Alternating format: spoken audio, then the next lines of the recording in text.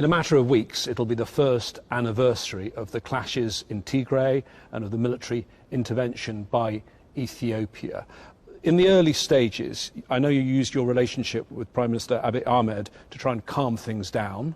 He told you that there were no Eritrean troops in the country, and yet they were. They were executing people, they were raping people. He told you he was going to open up humanitarian access. That still hasn't happened.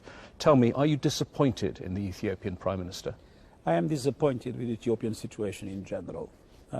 Ethiopians have, in my opinion, failed in their capacity to address the problems of their own diversity. And I'm very worried about the situation because we have been engaging both the government, the Prime Minister, and the TPLF.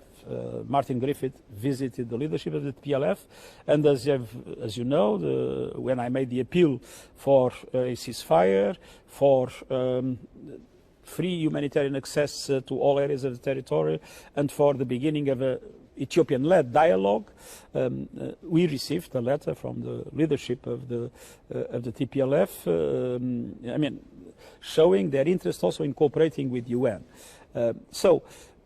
The drama is that I think both sides are still convinced they can win the war. And I'm deeply convinced that there is no military solution. I don't think that it is possible to defeat the TPLF in Tigray, namely, because it is clear that they are very strongly integrated in society and that they have a real fighting capacity.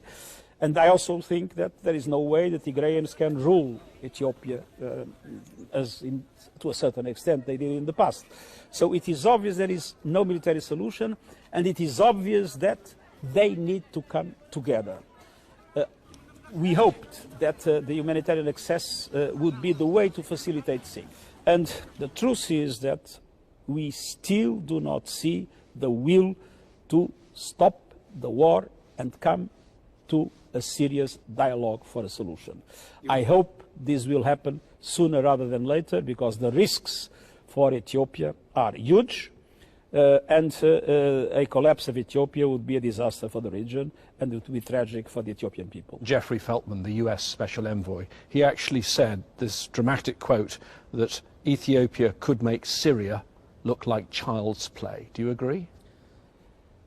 I'm afraid if there would be a collapse in Ethiopia, with the complexity of the Ethiopian society, I think that image would probably be a real one.